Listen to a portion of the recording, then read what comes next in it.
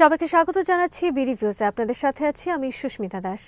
গাজা থেকে ফিলিস্তিনিদের তথাকথিত স্বেচ্ছা প্রস্থান বা মানবিক উদ্ধারের নামে যে এক জটিল বহুস্তরীয় এবং গোপন অপারেশন পরিচালিত হচ্ছে, আল জাজিরার অনুসন্ধান সেটিকে কেবল একটি বিচ্ছিন্ন ঘটনা হিসেবে নয়, বরং একটি বৃহত্তর রাজনৈতিক ও কৌশলগত প্রকল্পের সম্ভাব্য অংশ হিসেবে সামনে নিয়ে এসেছে। আল মাসুদ ইউরোপ নামের একটি কথিত মানবিক সংগঠন, একটি নতুন ও প্রায় অচেনা এয়ারলাইন, একাধিক অদৃশ্য কোম্পানি, সন্দেহজনক ব্যক্তিত্ব, গোপন ফ্লাইট, বিপুল অঙ্কের অর্থ লেনদেন এবং সর্বোপরি ইসরায়েলের রাষ্ট্রীয় কাঠামোর ছায়া, সব মিলিয়ে এই ঘটনা গাজাকে জনশূন্য করার একটি নীরব কিন্তু ধারাবাহিক প্রক্রিয়ার ইঙ্গিত দেয়। গাজাকে জনশূন্য করার মার্কিন তেল কোম্পানি শেলের ভয়াবহ চক্রান্তের প্রমাণ পেয়েছে আল জাজিরা। বিস্তারিত ওয়াহিদ ফারুকির প্রতিবেদনে।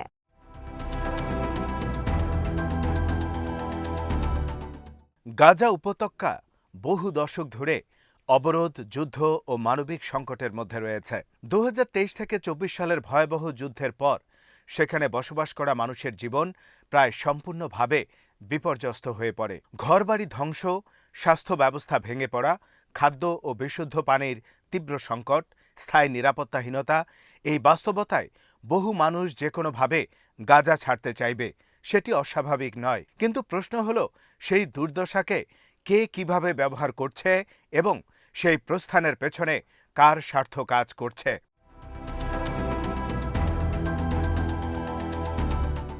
আল জাজিরার অনুসন্ধানে যে ফ্লাইটটির কথা উঠে এসেছে, সেটি 2025 সালের নভেম্বর মাসে 153 জন ফিলিস্তিনিকে দক্ষিণ আফ্রিকায় নিয়ে যায়। এই যাত্রীরা ইসরায়েলের কোনো এক্সিট সিল ছাড়াই সেখানে পৌঁছান। ফলে জোহানেসবার্গের OR টম্বো আন্তর্জাতিক বিমানবন্দরে তারা কার্যত আটক হয়ে পড়েন। 12 ঘণ্টা বিমানেই আটকে থাকার পর দক্ষিণ আফ্রিকার প্রেসিডেন্ট সিরিল রামাফোসা মানবিক কারণে তাদের দেশে প্রবেশের অনুমতি দেন। তবে একই সঙ্গে বলেন যে বিষয়টি তদন্তের দাবি রাখে, কারণ এটি গাজার মানুষদের ফ্লাশ আউট বা জোরপূর্বক বের করে দেওয়ার মতো মনে হচ্ছে।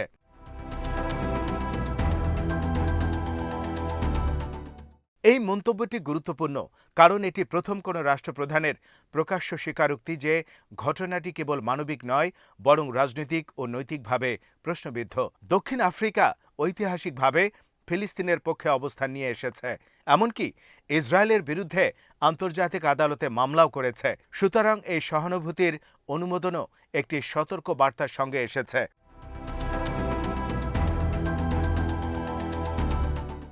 এই ফ্লাইটের পেছনে যে সংগঠনটির নাম উঠে এসেছে সেটি হলো আল মাসুদ ইউরোপ। নিজেদের তারা দাবি করেছে জার্মানিতে 2010 সালে প্রতিষ্ঠিত একটি মানবিক ফাউন্ডেশন হিসেবে, যার প্রধান কার্যালয় পূর্ব জেরুজালেমের শেখ জাররাহ এলাকায়। কিন্তু আল জাজিরার অনুসন্ধানে দেখা যায় এই দাবির কোনো বাস্তব ভিত্তি নেই। জার্মানি বা ইউরোপের কোনো অফিসিয়াল রেজিস্ট্রিতে এই নামে কোনো সংস্থার অস্তিত্ব নেই।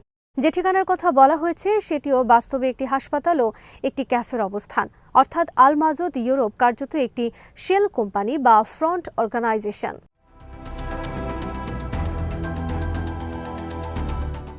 এই সংগঠনটি অনলাইনে হাজির হয় 2025 সালের ফেব্রুয়ারিতে, ঠিক সেই সময়ের কাছাকাছি যখন ইসরায়েলের নিরাপত্তা মন্ত্রিসভা গাজা থেকে ফিলিস্তিনিদের স্বেচ্ছা অভিবাসন সহজ করতে একটি বিতর্কিত ব্যুরো গঠনের সিদ্ধান্ত নেয়। সেই ব্যুরোর প্রধান ছিলেন প্রতিরক্ষা মন্ত্রণালয়ের সাবেক উপপরিচালক ইয়াকোব ব্লিস্টেইন। একই সময় ইসরায়েলের প্রতিরক্ষা মন্ত্রী ইসরায়েল কাটজ প্রকাশ্যে বলেন যে গাজার 40% মানুষ নাকি দেশ ছাড়তে আগ্রহী।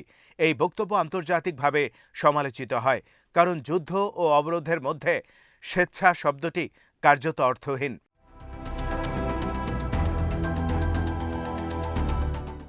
এই রাজনৈতিক প্রেক্ষাপটের মধ্যেই আল মাসুদ ইউরোপ নিজেদের মানবিক তৎপরতার গল্প সাজায়। তারা দাবি করে যে তারা গাজায় মোবাইল স্বাস্থ্য ক্লিনিক চালু করেছে, আহতদের চিকিৎসা দিয়েছে এবং ফিলিস্তিনি চিকিৎসকদের বিদেশে পাঠানোর ব্যবস্থা করেছে। কিন্তু আল জাজিরা এসব দাবির কোনো প্রমাণ খুঁজে পায়নি, বরং দেখা যায় তাদের মূল কার্যক্রম ছিল গাজা থেকে মানুষ বের করে নেওয়ার ব্যবস্থা করা, এবং সেটিও বিনামূল্যে নয়।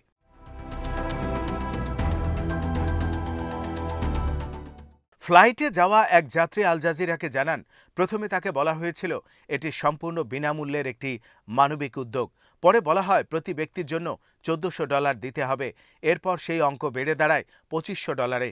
অন্যান্য সাক্ষ্য থেকে জানা যায় এই ফি সাধারণত $1000 থেকে $2000 মধ্যে ওঠানামা করত। যুদ্ধ বিধ্বস্ত গাজার বাস্তবতায় এই অঙ্ক বিশাল। অনেক পরিবার তাদের শেষ সঞ্চয় বা ধার করে এই টাকা জোগাড় করেছে।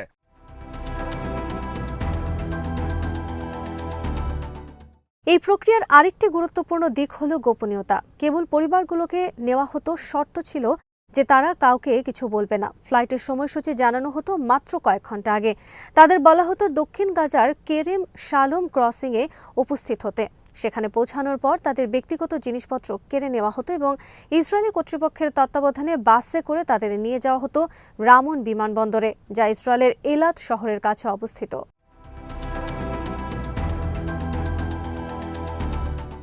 এই পুরো প্রক্রিয়ায় ইসরায়েলি রাষ্ট্রীয় কাঠামোর সম্পৃক্ততা স্পষ্ট।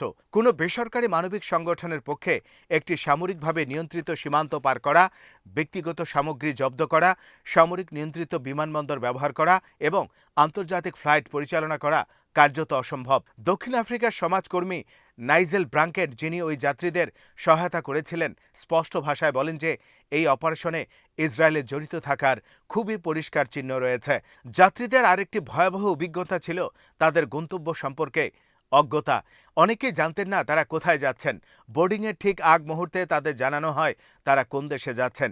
এটি আন্তর্জাতিক মানবাধিকার মানদণ্ডের সম্পূর্ণ লঙ্ঘন, কারণ মানুষকে কার্যত অন্ধকারে রেখে তাদের দেশ ছাড়া করা হচ্ছে।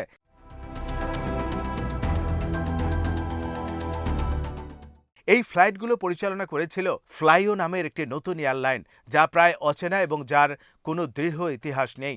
আল জাজিরা দেখতে পায় যে ফ্লাইও ইসরায়েলের বিমানবন্দরগুলো থেকে রোমানিয়া, ইন্দোনেশিয়া, দক্ষিণ আফ্রিকা, কেনিয়া প্রভৃতি দেশে একাধিক ফ্লাইট পরিচালনা করেছে। এসব ফ্লাইটেই গাজার ফিলিস্তিনিরা ছিল এবং প্রতিবারই একই ধরনের অনিয়ম দেখা গেছে।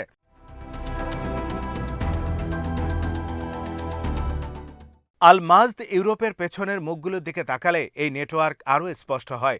সংগঠনটি দুজন ফিলিস্তিনিকে নিজেদের সঙ্গে যুক্ত হিসেবে দেখায়। প্রথমজন মুয়াদ হিসাম সাইদাম, যাকে তারা গাজার মানবিক প্রকল্প ব্যবস্থাপক বলে পরিচয় করায়, কিন্তু তার ব্যক্তিগত অনলাইন উপস্থিতি ঘেঁটে দেখা যায় 2024 সালে তার স্ত্রী একটি পাবলিক ফান্ড রাইজিং পেজ খুলেছিলেন গাজা ছাড়ার জন্য সাহায্য চাইতে। 2025 সালে হাইদাম নিজেই একটি ফ্লাইটে ওঠার ছবি পোস্ট করেন, যা আল জাজিরার বিশ্লেষণে দেখা যায়। সম্ভবত রামন বিমানবন্দর থেকে বুদাপেস্টগামী একটি ফ্লাইট ছিল। তার পরিবার সম্ভবত ইন্দোনেশিয়ায় স্থানান্তরিত হয়েছে, অর্থাৎ তিনি নিজেও এই উদ্ধার ব্যবস্থার সুবিধাভোগী। কিন্তু তিনি কিভাবে আল মাজদের সঙ্গে যুক্ত সেটা অস্পষ্ট। দ্বিতীয় মুখটি আদনান নামের এক ব্যক্তি, যার দৃশ্যমান কোনো ডিজিটাল উপস্থিতি নেই। এই অদৃশ্যতা নিজেই প্রশ্ন তোলে, কারণ একটি কথিত আন্তর্জাতিক মানবিক সংগঠনের প্রতিনিধির কোনো অনলাইন ট্রেস না থাকা অস্বাভাবিক।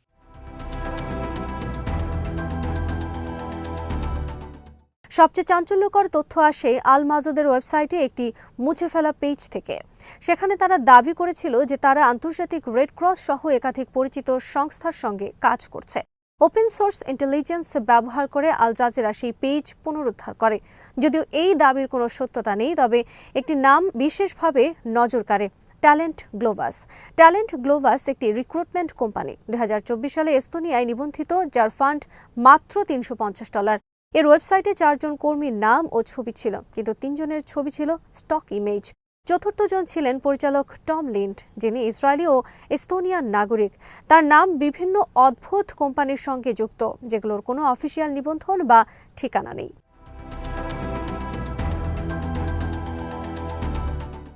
ইসরায়েলি পত্রিকা হারেৎজে টিম লিন্ডের নাম উঠে এসেছে রামন বিমানবন্দর থেকে ফিলিস্তিনিদের নিয়ে যাওয়া ফ্লাইটগুলোর সমন্বয়কারীদের একজন হিসেবে। 2025 সালের মে মাসে তিনি লিঙ্কডইনে লেখেন যে তিনি ট্যালেন্ট গ্লোবাস ছেড়ে দিয়েছেন এবং ফিলিস্তিনিদের সহায়তায় মানবিক কাজে যোগ দিচ্ছেন। তিনি দাবি করেন যে তিনি ও তার নেটওয়ার্ক গাজা থেকে উল্লেখযোগ্য সংখ্যক মানুষকে সরিয়ে নিতে সাহায্য করেছেন।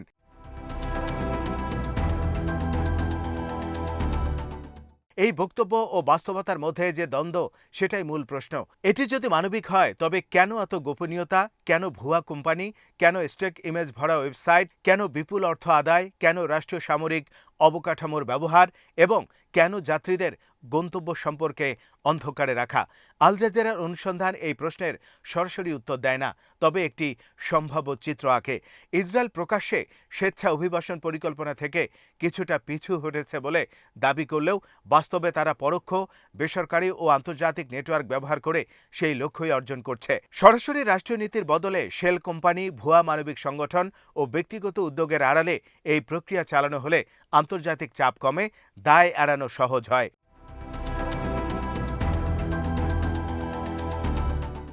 এখানে আরেকটি গুরুত্বপূর্ণ দিক হলো আন্তর্জাতিক আইন। চতুর্থ জেনেভা কনভেনশন অনুযায়ী দখলদার শক্তির পক্ষে দখলকৃত এলাকা থেকে বেসামরিক জনগণকে জোরপূর্বক স্থানান্তর করা যুদ্ধাপরাধ। এমনকি স্বেচ্ছা শব্দটি ব্যবহার করলেও যদি সেই সিদ্ধান্ত যুদ্ধ, অবরোধ, ভয় ও মানবিক বিপর্যয়ের চাপে নেওয়া হয়, তবে সেটিও আইনি বৈধতা পায় না। এই প্রেক্ষাপটে আল মাজদ ইউরোপ ও সংশ্লিষ্ট ফ্লাইটগুলো একটি সম্ভাব্য আন্তর্জাতিক অপরাধের অংশ হতে পারে। গাজার জনসংখ্যা কাঠামো পরিবর্তন করা ইসরায়েলের জন্য কৌশলগতভাবে দীর্ঘদিনের আকাঙ্ক্ষা বলে অনেক বিশ্লেষক মনে করেন। সরাসরি জোরপূর্বক বহিষ্কার আন্তর্জাতিকভাবে গ্রহণযোগ্য নয়, কিন্তু স্বেচ্ছা প্রস্থান বা মানবিক উদ্ধারের নামে ধাপে ধাপে মানুষ বের করে নেওয়া হলে সেটি কার্যত একই ফল দেয়। এক একটি গোপন ফ্লাইট, এক একটি পরিবার, এক একটি নতুন দেশে পুনর্বাসন, সব মিলিয়ে ধীরে ধীরে গাজা খালি করা।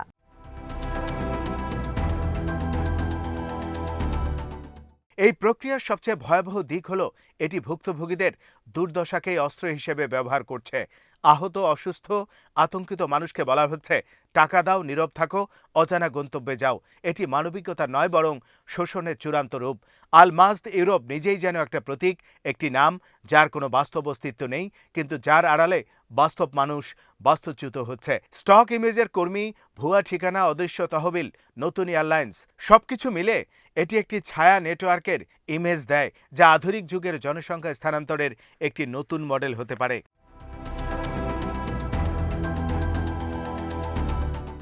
এই অনুসন্ধান আন্তর্জাতিক সম্প্রদায়ের জন্য একটি সতর্কবার্তা। মানবিক ভাষা ও প্রতীক ব্যবহার করে যে কোনো রাষ্ট্র বা গোষ্ঠী কিভাবে বিতর্কিত রাজনৈতিক লক্ষ্য বাস্তবায়ন করতে পারে, তার একটি বাস্তব উদাহরণ এটি। প্রশ্ন হলো, বিশ্ব কি এই নীরব জাতিগত নির্মূলের দিকে চোখ বন্ধ করে থাকবে, নাকি প্রতিটি গোপন ফ্লাইটের পেছনের সত্য উন্মোচন করে দায়ীদের জবাবদিহির আওতায় আনবে?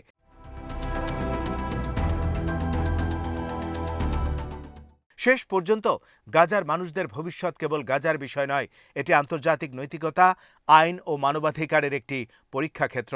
আল মাজদ ইউরোপ এর সঙ্গে যুক্ত নেটওয়ার্ক সেই পরীক্ষার এক অন্ধকার অধ্যায়, যা দেখিয়ে দেয় যুদ্ধের পরও নিপীড়নের রূপ বদলায়, কিন্তু শেষ হয় না।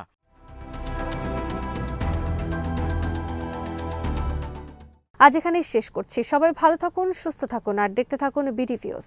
চ্যানেলটি ভালো লাগলে সাবস্ক্রাইব করুন, সংযুক্ত থাকুন আমাদের ফেসবুক পেজে।